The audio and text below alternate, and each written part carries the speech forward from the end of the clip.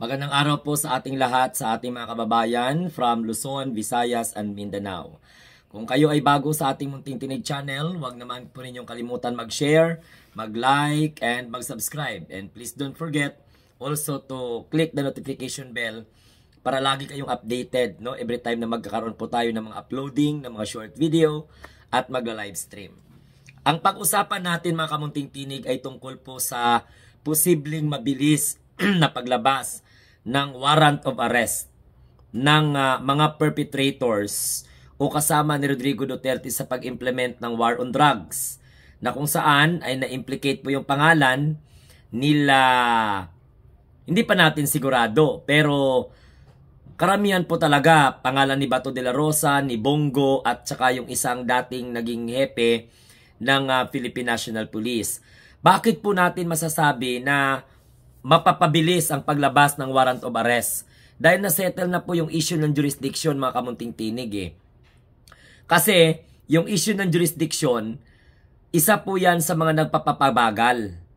Pero dahil po naresolba na ng ICC, nagkaroon na po sila ng ruling, binasura na yung hinihingi na motion kung saan kine-question ang jurisdiction ng International Criminal Court sa kaso ng mga suspitsado sa crime against humanity. Panahon po yan ng Duterte administration. Na yun nga, sinasabi ko nga sa inyo, ay talagang nakasuhan po si Rodrigo Roa Duterte doon. Kaya kahit na anumang petisyon ng kanyang mga council at kung ano man ang motion na i-raise ng kanyang council, ay talagang hindi po nagtatagumpay. Maliwanag na maliwanag pa sa sikat ng araw na nanginginig na ngayon itong mga senador na ito na kung saan sangkot po sa crime against humanity. Sangkot po sa kaso ni Rodrigo Roa Duterte. Sabi ko nga sa inyo, mapapabilis eh. Sir, bakit mo naman nasabi? Kahit nga si Harry Roque nagsabi na eh. Ang problema lang kay Harry Roque, isinisisi pa rin niya sa gobyerno. Yung nangyari kay Rodrigo Duterte na kuno, kinidnap, isinuko ng gobyerno ng Pilipinas. Kaya daw po malaking kasalanan ng Marcos administration kung bakit yun ang kinahinatnan o sinapit ni Rodrigo Roa Duterte sa International Criminal Court. Nakalimutan ni Harry Roque na itong madaldal na spokesperson, no, ni Rodrigo Roa Duterte, na sila po ang dahilan kung bakit mabubulok po sa International Criminal Court itong tatay nilang Verdugo. Kasalanan nila ito dahil ngawa-ngawa sila, nagagalit sila sa gobyerno ng Pilipinas, nang aaway pa sila. Worse than that is yung pag-akusa pa nila na itong si Rodrigo Roa Duterte ay kinidnap. Na alam po ng taong bayan at ng buong mundo na nagpalabas po ng warrant of arrest ang International Criminal Court. Noong March 11, nahuli po si Rodrigo Roa Duterte sa pakikipagtulungan po ng mga ahensya ng gobyerno na kung saan katulad ng Philippine National Police sa Interpol, na kung saan inatasan po ng ICC na humuli kay Rodrigo Roa Duterte para sigurado na ang suspitsado sa ICC makakaharap talaga. So ayun na nga, to make the story short, actually yung iba nga nagtaka pa kung bakit wala si Bato de la Rosa, wala si Bongo, o wala si Albayalde, no? Hindi po, ano tawag nito, hindi po, sorry nakalimutan ko yung isang pangalan ng hepe na yon. So, hindi po alam ng mga Duterte supporters na sila po yung dahilan kung bakit si Digong ay nakulong sa dahig. Okay? Na hindi po pinapalabas ngayon kahit ano pang request na gagawin po nila. Dapat maintindihan po yan ng mga Duterte supporters. Ilang beses ko na po yan pinaliwanag, ang titigas lang ng ulo ng mga DDS, hindi po naniniwala sa akin, tsaka sa iba po na mga paliwanag ng ating mga kababayan na talagang aminadong nasa jurisdiction po ng ICC ang kaso sa mga krimen na nangyari no kung saan membro pa ng International Criminal Court ang ating bansa o member pa po ng Rome Statute. Palagi ko namang sinasabi sa mga vlog ko dito sa YouTube, sa Facebook, sa TikTok, sinasabi ko na 2018 pa lang, mga kamunting tinig, ay nagkaroon na po ng tinatawag na pagbukas ng preliminary investigation. So, February 8 po yan, 2018. First week of July 2016, talagang pinag-aaralan na, ina-analyze na po ng ICC prosecutor itong mga kaso na nangyari sa loob ng estado na miyembro po ng International Criminal Court. Pero, dali-dali po si Rodrigo Roa Duterte kumala sa ICC. Nakalimutan po ng Duterte administration na kung hindi po sana sila kumalas, baka maaring matulungan pa sila ng ating gobyerno. Ang problema, maaga silang kumala sa ICC, nagpadala sila ng notice of withdrawal dahil mga kamunting tinig na pag-alaman ng Duterte administration na bubuksan ang preliminary investigation. February 8, 2018 po yun. Kaya March 17, 2018, kumalas na po ang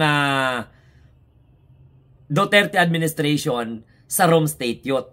At ito pa, so there is what we called a connection or direct relationship between the pronouncement of the ICC prosecutor to the decision of Duterte administration na mag-notify sa ICC na kailangan mag-withdraw na sila as a member state. So sa punto na ito, wala pong katotohanan, mga kamunting tinig, na dapat sisihin mo sa gobyerno. Pero balik tayo sa pinag-uusapan po natin, talagang aligagang-aligaga na ngayon ng mga Duterte Rehad supporters. Nag-iingay na sila kasi papabilis na lang. Actually, naghihintay tayo parang end of the year.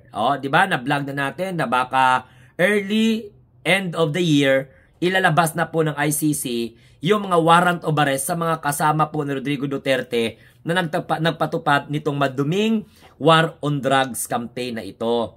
So, since napag-alaman po natin yung mga ganyang klase mga detailed na self-interest o self-advantage na Duterte administration ang pagkalas sa ICC, kailangan na lang natin ipaintindi sa kanila, no? Na parang both Duterte supporter and pro-government na parang nakakatulong ng malaki itong pagbasura sa motion for ICC jurisdiction sa kaso dito sa ating estado, mas makakatulong magpalabas ng warrant of arrest sa mabilis na pamamaraan. Kasi wala na pong harang Wala na pong harang. So nanganganib si Bato de la Rosa, si Bongo, tsaka yung isa pang hepe, plus baka mamaya madamay pa doon si Sara Duterte. Kasi pagkakaalam natin, included siya. Included siya.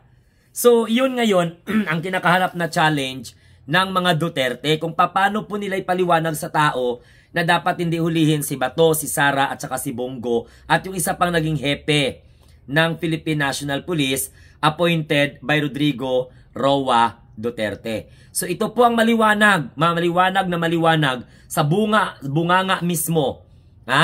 Sa bunganga mismo ni Harry Roque nang galing na mukhang mapapadali po ang pagpapalabas ng warrant of arrest dito po sa mga senador na kaalyado ng mga Duterte.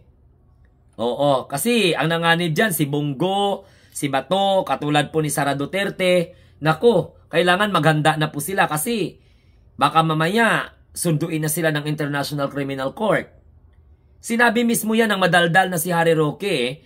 Pahayag po niya na baka ilalabas na po ng International Criminal Court ang warrant of arrest. Dyan po kaya Senator Bongo, Senator Ronald Bato de la Rosa, at maaring maging si Sara Duterte. Kasi naririnig po natin yan.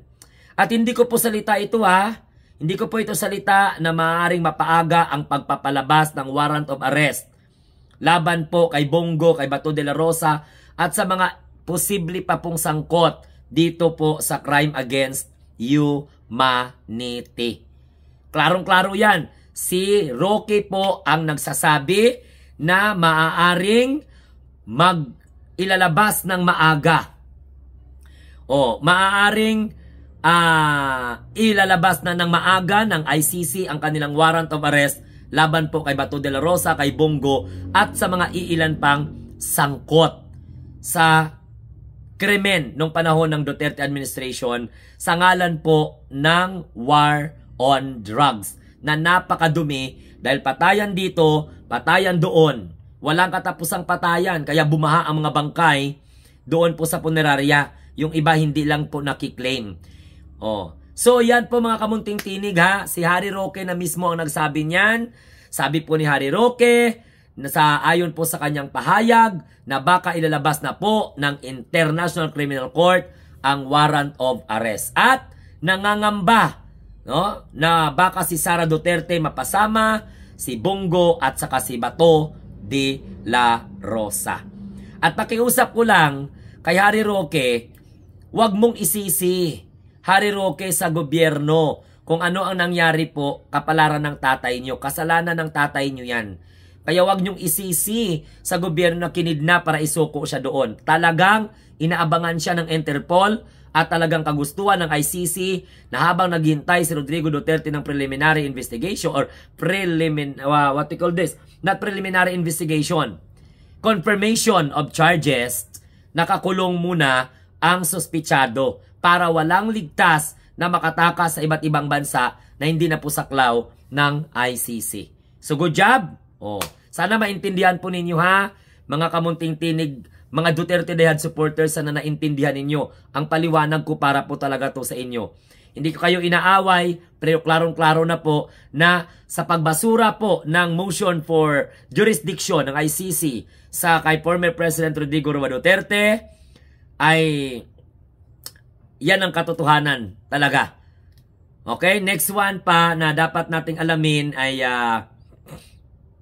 mapapabilis ang paglabas ng warrant of arrest kay Bongo, kay Bato at saka kay Sara. And aside from that, mga kamunting tinig, tigilan na ninyo ang pagsisi sa gobyerno. Tandaan, hindi po sinisi ng gobyerno ng Pilipinas ang soberanya, isinisisi lang ang individual na isinuplong, kinasuhan sa International Criminal Court ng ating mga kababayan dahil ang kanilang mga kapamilya ay nawala lamang basta-basta. Yan po yung kanilang inaasahan.